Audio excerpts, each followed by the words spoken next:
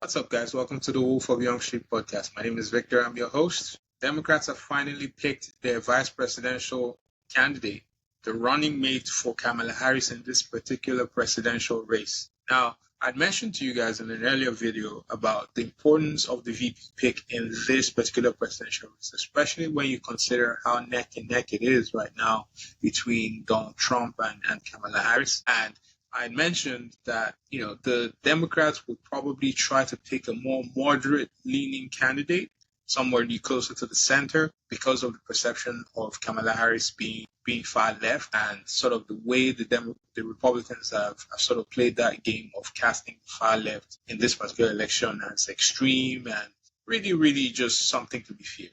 Okay, so I expected that the Democrats, in order to sort of curry those sort of people that are sitting on the fence a little bit, would try to pick a more moderate leaning candidate. They didn't do that. They have chosen Tim Walz, governor of Minnesota. You say, who? Yeah, I know on the national stage, it turns out not a lot of people know about Tim Walz. But Tim Walz is the governor of Minnesota, and he has been picked to run on the ticket with Kamala Harris against the Republican ticket of Donald Trump and J.D. Vance. Now, Tim Walz is somebody who a lot of people would argue is probably more left-leaning, even further left-leaning than Kamala Harris. Okay? And I want you guys to kind of evaluate, that. In my opinion, he's very much a quintessential Democrat in the way he leads. I'm going to read you an article shortly, which sort of it's a good summary of where Tim Walz sort of stands on a lot of issues that people are going to be voting on this particular election. So this is an article from Time magazine, aptly titled "Where Tim Walz Stands on the Issues," and I'm going to skip a lot of the fluff material because I don't think they're necessary for what we're trying to go through here. But on abortion, Walz has spoken out in support of abortion rights. In fact, in 2023, he signed the Pro Act, which sort of enshrined abortion rights in his state. So it's very much pro-abortion and pro-rights of people to access fertility treatments and all that. And he has in fact spoken about he and his wife's IVF treatments when they were looking for a child. So he's very much pro-reproductive rights in that way. So that's where he stands on abortion. On climate change, he has moved to kind of like his administration is aiming to move Minnesota to 100% clean energy by 2040. And with that in mind, they signed a bill that's supposed to shorten and streamline the process for permitting renewable energy projects. So very quintessentially Democrat in the way he sits on the climate change issues. Obviously, on immigration, this is where it kind of gets a little bit difficult to judge Tim Walz because he obviously he's not the governor of a border state. Here's how Time magazine summarizes Tim Walz's position on immigration, especially when you consider the U.S.-Mexico border. So hailing from a northern state, Walz has not been a major voice in the U.S.-Mexico border policy discussions. However, his past record on immigration issues suggests he's likely to push for reform that offers a pathway to citizenship for undocumented immigrants. Yeah, I think the Republicans might have a problem with that, Anyways, moving on. As Minnesota governor, he signed bills that provided health insurance coverage regardless of immigration status and made undocumented immigrants eligible for state driver's licenses. He also signed a bill that allowed the state's nearly 81,000 undocumented immigrants to receive free tuition at the state university. You've probably seen all you need to see there. He's very much for sort of the American dream for migrants, if you like, of sort of providing a pathway for people to go from undocumented to contributing citizens of the U.S. Now, obviously, to the Republicans, they're going to really go, that's exactly what we're trying to tell you. These Democrats are going to allow people to just come into this country without proper checks, without proper controls, and that's dangerous. And that's the reason why, these are the people coming to take black jobs, as Donald Trump likes to say. although I think that's a very silly thing to keep saying. But there you go. So obviously on the wars in Israel and Gaza and also the Russia-Ukraine war, he is pretty much taking stances condemning Hamas in the Israel-Gaza case, but also in the wake of the humanitarian crisis that has happened in Gaza, he has been also very sympathetic to the case of the Palestinians by calling for a ceasefire at various points where he has spoken publicly on the Israel-Gaza war. And obviously on the Russia-Ukraine version of things, he's criticized very roundly Russia's invasion of Ukraine. So where does he stand on gun control? Walz, his position has sort of changed over the years. He obviously is a veteran of the National Guard, but also, he's an avid gun owner and a hunter. So he used to, however, in the wake, he began to champion more gun control measures after a gunman opened fire in 2018 at Marjorie Stoneman Douglas High School in Parkland, Florida, and killed 17 people. And he has obviously afterwards publicly expressed support for assault weapons, for an assault weapons ban. And the idea here on this, it really his belief on gun control is that there's no place for weapons of war in everyday life, outside war, basically.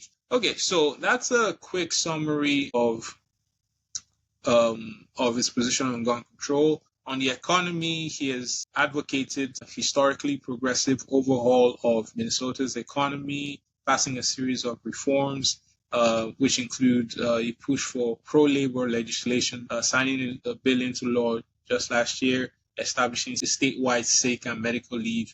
He banned non-compete agreements and added worker safety requirements. And you throw on the fact that that's a quick summary of where Tim Walz sits when it comes to some of these major issues. But I didn't make this video to raise up the guy. There's obviously some failings in his record there that are potentially exploitable by the Republicans. And the first one I thought I'd bring up, and I thought that was really obvious here, is the stance on immigration. So where does Tim Walz stand on immigration? He has signed bills that provided health insurance and coverage regardless of immigration status and made undocumented immigrants eligible for state driver's licenses. He also signed a bill that allowed the states nearly 81,000 undocumented immigrants to receive free tuition at a state university. This is the Republicans' wet dream right here. This is where they're going to riff off, really, especially because of the sort of the crises of undocumented immigrants flowing into the U.S. at record levels through that U.S.-Mexico border. That is something that is universally being acknowledged as a problem at the moment. So I think that's potentially problematic. But also, in terms of what even is this idea of what is the foreign policy going to be? I mean, granted, this is going to be around the vision of the president in Kamala Harris. So, but I was just curious in terms of what is the foreign policy going to look like if Tim Walz has any say in it. And I think soon, if you've been listening to the news already, you'll see that Tim Walz has really close ties.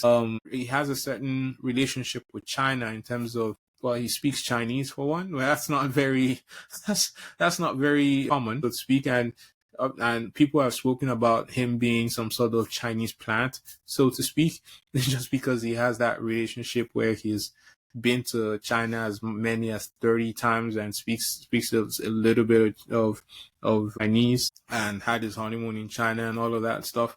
And has famously said that he believes that the relationship with China does not need to be a frosty one. So some people believe that is a weakness of his in terms of that relationship. A lot of people feel that could potentially compromise the position of the US. But you could also look at it as a strength, I guess. But in terms of the economy, this is one I was also really curious about, because Donald Trump has obviously brought that issue to the fore, along with immigration. Obviously decided in terms of strategy that Donald Trump has obviously decided that those are going to be the foremost issues that are going to be discussed in this election. But in terms of the economy, post-COVID, inflation, when it rose up to a high of about 9%.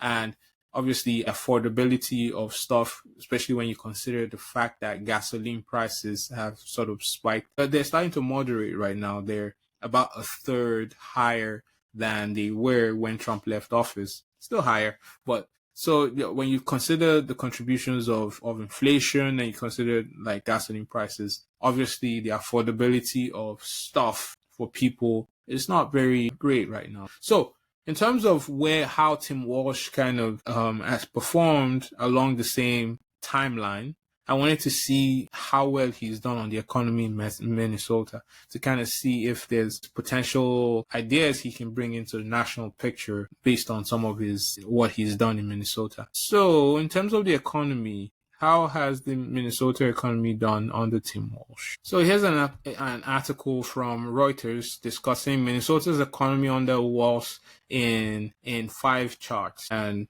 basically, this article was written 4 days ago on August 7th. The first one you see here is that essentially you see here that Minnesota's economic growth has trailed. So the dark red here you see is the general U.S. economic growth, and Minnesota is the one in orange here.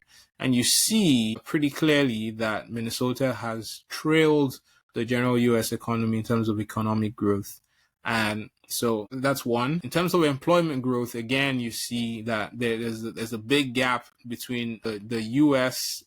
General economy and Minnesota. And this employment growth that I'm referring to here is not non-farm payrolls, basically. So the unemployment is actually lower in Minnesota. Minnesota's unemployment is at 2.9% compared to a 4.1% in the whole of the U.S. In terms of income growth, personal income growth, you see that they pretty much match up to the U.S. economy. And inflation in Minnesota is at 2.6%, which is slightly lower compared to the 3.3% in the U.S. So really, the takeaway here is that number in terms of economic growth and in terms of employment growth. So there's obviously a little bit of a lag in Minnesota's economy relative to the general U.S. economy. These are 3 issues: immigration, foreign policy, and the economy. In terms of the 3 problems I foresee for the Democrats,